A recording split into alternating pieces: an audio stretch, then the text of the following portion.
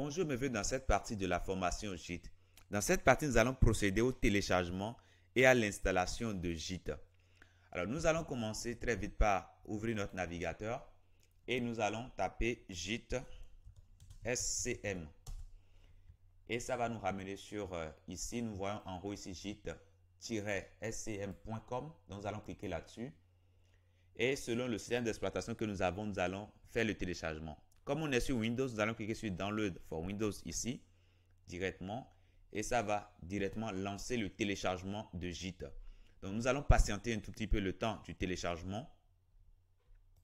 Maintenant, une fois que notre téléchargement s'est bien passé, nous allons venir simplement sur le bouton ici et puis afficher dans le dossier. Et là, on voit le fichier qu'on vient de télécharger. On va faire clic droit et nous allons faire exécuter en tant qu'administrateur. Ça va nous demander de confirmer. Donc, nous allons confirmer par un oui.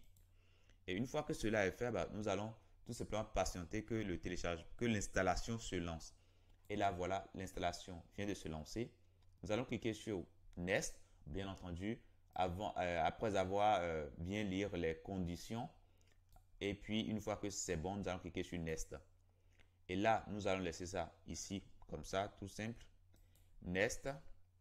Et là, on va cliquer sur oui. Moi, j'avais déjà téléchargé Git entre-temps. J'avais déjà installé entre-temps.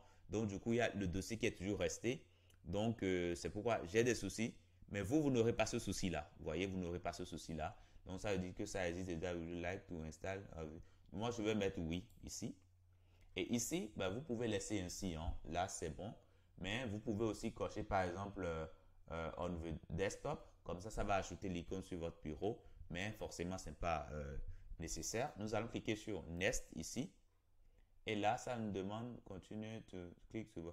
Là, c'est bon. Pour nous, on va laisser ainsi. On va cliquer sur Next. Et maintenant, ici, ça nous demande de choisir l'éditeur par défaut. Ici, nous allons regarder. On peut choisir l'éditeur que nous avons. Si nous avons un éditeur, si nous utilisons par exemple Atom, on peut directement choisir Atom. Mais moi, particulièrement sur ce PC, j'utilise beaucoup plus Visual Studio. Donc, je vais mettre ici Visual Studio Default Editor, tout simplement.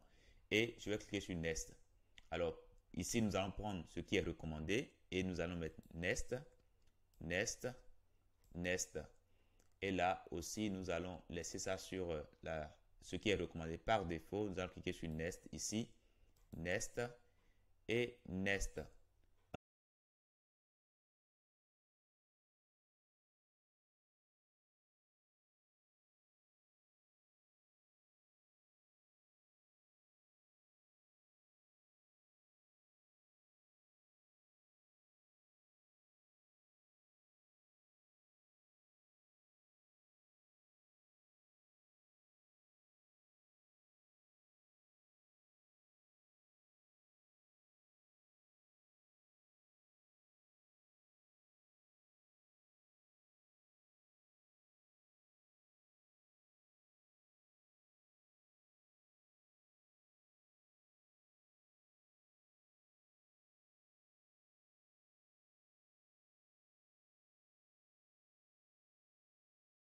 Lancer Git. Ça va lancer l'interface que nous avons, l'interface de Git. Et voilà comment ça se présente l'interface. Ici, vous voyez devant moi ici. Donc voilà. Donc ça veut dire qu'on a bien installé Git sur notre machine. Maintenant, pour vérifier vraiment si Git est bien installé, nous allons tout simplement mettre Git-version.